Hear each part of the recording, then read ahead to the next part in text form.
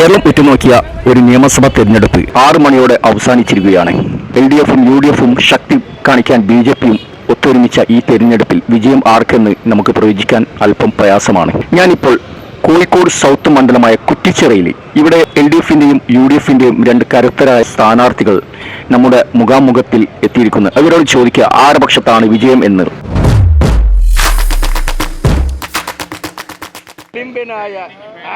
എന്താണ് വിജയ ശതമാനം എത്രത്തോളം ഉണ്ട്? തീരുമാനിച്ച് കഴിഞ്ഞില്ലേ? വൻ ഭൂരിപക്ഷത്തിൽ തന്നെ ജയം തന്നെ ഉണ്ടാവും. 20,000.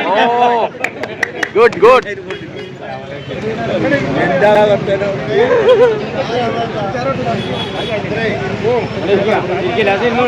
വിജയ ശതമാനം എത്രത്തോളം ഉണ്ട്? എന്താണ് ഇലക്ഷൻ ഇപ്പൊ കഴിഞ്ഞിട്ടുണ്ട്? 75% കോഴിക്കോട് സൗത്തിന്റെ കഴിഞ്ഞിട്ടുണ്ട്. എന്താണ് അഭിപ്രായം? എന്താണ് എന്താണ് വിജയ ശതമാനം എത്ര ഉണ്ട്? 75% കോഴിക്കോട് സൗത്തിന്റെ ഇലക്ഷന്റെ കഴിഞ്ഞ് റിസൾട്ട് വന്നിട്ടുണ്ട്. ഇനി എത്ര വോട്ടിന് ജയസാധ്യത കാണുന്നുണ്ട്? ലൈവാണ് കേട്ടോ, ലൈവാണ്, പറഞ്ഞോളി. യൂട്യൂബിൽ ലൈവാണ്. 10,000 വോട്ടിന്റെ വിജയ ശതമാനം.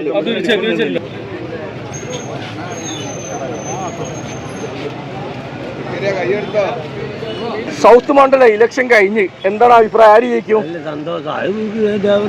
ദേവർകോവിൽ. നിങ്ങളുടെ അഭിപ്രായത്തിൽ ആരാ ജയം? ദേവർകോവിൽ. കുറ്റിച്ചിറ മണ്ഡലം ഇലക്ഷന് കഴിഞ്ഞിട്ടുണ്ട്. ഇപ്പോൾ 6 മണിയായി. ആരാ ജയസാധ്യത ആയിരിക്കാനുള്ളത്? ആര്? എന്താണ് നിങ്ങളുടെ അഭിപ്രായത്തിൽ? നിയമസഭാ തെരഞ്ഞെടുപ്പ് കഴിഞ്ഞിരിക്കുന്നത് 6 മണിയായി. വിജയ ശതമാനം എത്രത്തോളം? ഇപ്പൊ ഏകദേശം 77% കോഴിക്കോട് സൗത്തിൽ ഇലക്ഷൻ. 8,000 വോട്ടിന് നമ്മൾ UDF. സൗത്തിനെ പറ്റി എന്താ പറയാനുള്ളത്? വൻ ഭൂരിപക്ഷത്തിൽ ജയിക്കുക. ഫൈസൽ ബോ കനത്ത എതിരാളിയാവോ? ഇല്ല. 25% ഇലക്ഷൻ വോട്ട് കഴിഞ്ഞിട്ടുണ്ട്. എന്താണ് അഭിപ്രായം? UDF 12,000 വോട്ടിന് അല്ലേ? എത്ര വോട്ടിന് ജയിക്കും സൗത്ത്? 20. അഭിപ്രായം? LDF തന്നെ. എന്താണ് വിജയ ശതമാനം എത്രത്തോളം ഉണ്ട്? LDF UDF? UDF. എന്താണ് UDF LDF? 10,000 വോട്ടിന് UDF ആണ്. ഏകദേശം 75% കഴിഞ്ഞ് 100-അപ്പുറം 20,000 വോട്ടിന്റെ വൻ ഭൂരിപക്ഷത്തിൽ കോഴിക്കോട് സൗത്ത് ഭൂരിപക്ഷം വർദ്ധിക്കും. UDF LDF UDF BJP. South ഉറ്റുനോക്കിയ 2 സാരഥികളാണ് ഇപ്പോൾ മുഖാമുഖം ഇരിക്കുന്നത്. നമുക്ക് ഇവരെ ചരിത്രം എന്താണെന്ന് നോക്കാം. വിദ്യാർത്ഥി രാഷ്ട്രീയത്തിലൂടെ പൊതുരംഗത്തെത്തി മുസ്ലിം യൂത്ത് ലീഗ് തിരൂർ മണ്ഡലം പ്രസിഡന്റ്, മലപ്പുറം ജില്ലാ ജനറൽ സെക്രട്ടറി, സംസ്ഥാന എക്സിക്യൂട്ടീവ് അംഗം എന്നീ നിലകളിൽ പ്രവർത്തിച്ച ആളാണ് ഫൈസൽ ബാബു. മികച്ച പ്രഭാഷകനാണ്. കണ്ണൂർ സർവകലാശാല കലോത്സവത്തിൽ ഇംഗ്ലീഷ് മലയാളം പ്രസംഗ സംവാദ മത്സരങ്ങളിൽ ഒന്നാമതായിരുന്നു. Alternative social employment trust India chairman, seat central secretary, junior chamber international അംഗം, ദയാമൻസിൽ സ്ഥാപകാംഗം എന്നീ നിലകളിൽ പ്രവർത്തിച്ചു. നെഹ്റു ഫിലോസഫിക്കൽ സൊസൈറ്റി കോപ്പ് ചെയർമാനാണ്.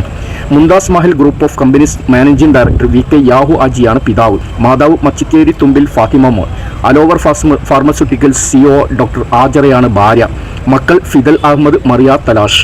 2021 തെരഞ്ഞെടുപ്പിൽ മുസ്ലിം ലീഗിന്റെ സിറ്റിംഗ് സീറ്റായിരുന്ന കോഴിക്കോട് സൗത്തിൽ നിന്നും മുസ്ലിം ലീഗിനെ നൂർബിന റഷീദിനെ 12,459 വോട്ടുകൾക്ക് പരാജയപ്പെടുത്തിയാണ് അഹമ്മദ് ദേവർകോവിൽ നിയമസഭയിലേക്ക് എത്തിയത്.